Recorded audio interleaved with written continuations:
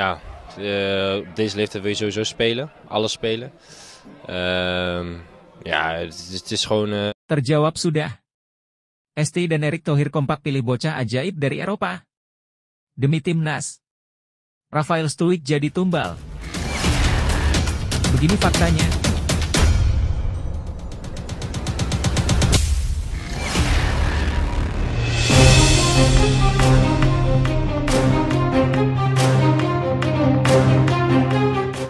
Terjawab sudah.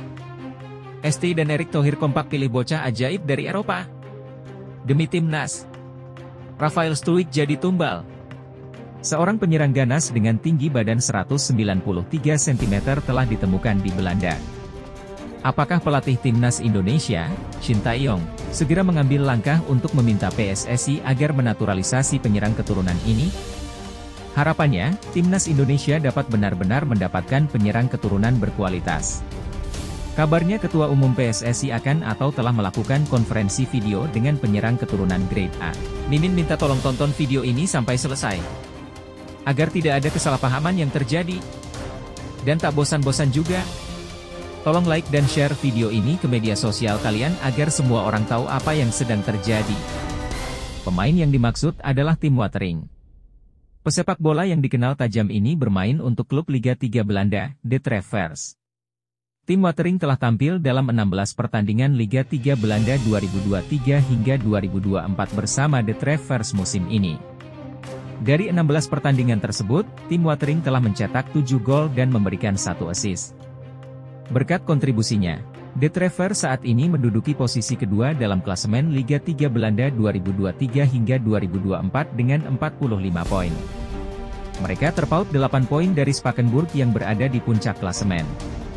Nah, sebelum lanjut mendengar berita ini, buat para netizen, keluarkan satu kalimat pamungkas untuk calon pemain naturalisasi baru ini. Apakah pemain ini kategori grade A yang selama ini dicari PSSI? Mengingat timnas Indonesia sangat tumpul dalam hal mencetak gol, Rafael Struijk yang diandalkan tidak bisa berbuat banyak. Jangan lupa juga satu kalimat khusus untuk Shin Tae-yong yang sedang berusaha keras memajukan sepak bola Indonesia. Silahkan tulis di kolom komentar. Ayo terbang tinggi Garuda. Watering dan kedua orang tuanya lahir di Belanda, namun memiliki darah Indonesia dari sisi ibunya. Neneknya lahir di Semarang, Jawa Tengah, tulis akun Football Indonesia. Tim Watering memberikan respons. Melalui akun Instagramnya, ia memberikan emoji 2 tangan bersentuhan, menunjukkan rasa terima kasih. Apakah ini menandakan bahwa tim Watering tertarik untuk memperkuat timnas Indonesia di bawah arahan Shin Tae-yong? Satu hal yang pasti, melihat statistiknya saat ini, hanya masalah waktu bagi tim Watering untuk bergabung dengan klub yang bermain di level yang lebih tinggi. Meskipun bermain di Liga 3 Belanda, tim Watering diprediksi memiliki kualitas yang lebih baik dibandingkan dengan penyerang klub Liga 2 Belanda, Topo SS, Delano Ladan. Delano Ladan telah meminta dinaturalisasi menjadi warga negara Indonesia, WNI, namun karena dianggap tidak memiliki kemampuan yang istimewa, ia belum mendapatkan respons dari pihak PSSI. Musim ini bersama Topo SS, Delano Ladan baru mencetak 1 gol dari 19 pertandingan di Liga 2 Belanda. Pendapat Mimin adalah bahwa potensi perekrutan tim Watering untuk memperkuat timnas Indonesia merupakan langkah yang menarik. Mengingat kontribusinya di Liga 3 Belanda dan latar belakang keturunannya yang memiliki koneksi dengan Indonesia, hal ini bisa menjadi dorongan positif bagi perkembangan sepak bola Indonesia. Namun, penting bagi PSSI untuk memastikan bahwa keputusan ini tidak hanya didasarkan pada aspek keturunan semata, tetapi juga pada kemampuan dan dedikasi yang dimiliki oleh pemain tersebut. Jika tim Watering memang memiliki kualitas yang diperlukan, maka perekrutannya dapat menjadi tambahan berharga untuk skuad timnas Indonesia di masa mendatang. Kejeniusan strategi Shin Tae-yong saat menangani timnas Indonesia telah menarik perhatian para pelatih klub di Eropa. Bukan hanya satu, namun beberapa strategi yang digunakannya menjadi inspirasi. Shin Tae-yong, pelatih timnas Indonesia, terkenal akan kemampuannya dalam mengidentifikasi potensi pemain. Hal ini terbukti dengan banyaknya pemain baru yang telah dia bawa ke tim nasional sejak dia mulai menangani timnas Indonesia.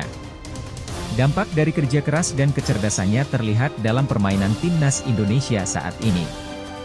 Meskipun masih menghadapi masalah dalam penyelesaian akhir, Permainan skuad Garuda menjadi lebih taktis dengan kehadiran pemain muda berbakat.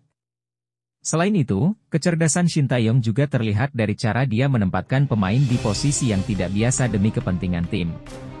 Meskipun terlihat konyol, pendekatan ini telah ditiru oleh beberapa tim di Eropa. Sebagai contoh, penempatan Sandy Walsh, yang sebenarnya bek kanan, sebagai bek tengah dalam formasi 3 bek. Pendekatan serupa kemudian diadopsi oleh pelatih KV Mechelen, Besnik Hasi, yang juga memasang Sandy Walsh sebagai bek tengah dalam pertandingan melawan RSC Anderlecht. Hasilnya, Sandy Walsh bermain gemilang dan membantu KV Mechelen meraih hasil imbang melawan Anderlecht. Pendekatan yang lebih ekstrim dilakukan oleh Shin Tae-yong dengan menempatkan Elkan Bagot sebagai striker dalam pertandingan melawan Jepang di Piala Asia 2023. Hal ini dilakukan karena Shin Tae-yong melihat kelemahan Jepang dalam menangani bola-bola atas.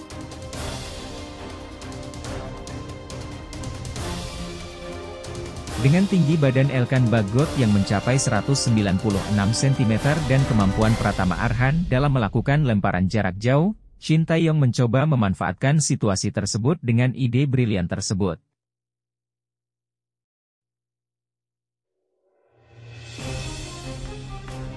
Pendekatan ini berhasil. Dengan satu-satunya gol timnas Indonesia ke gawang Jepang tercipta setelah para pemain Jepang lebih banyak fokus mengawal Elkan Bagot dalam situasi lemparan ke dalam yang dilakukan oleh Pratama Arhan.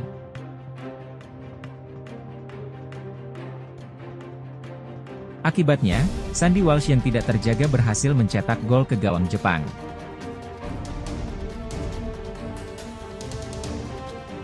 Keberhasilan ini menginspirasi Matt Taylor, pelatih klub Elkan Bagot di Bristol Rovers.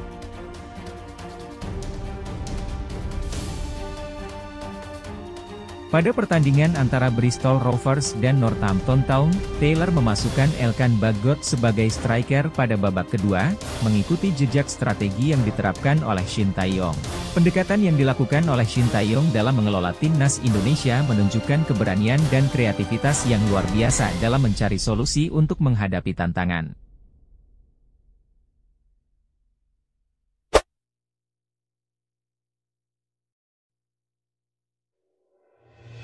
Meskipun beberapa pendekatannya terlihat tidak lazim, namun keberhasilannya dalam memanfaatkan potensi pemain dan menciptakan strategi yang efektif patut diapresiasi.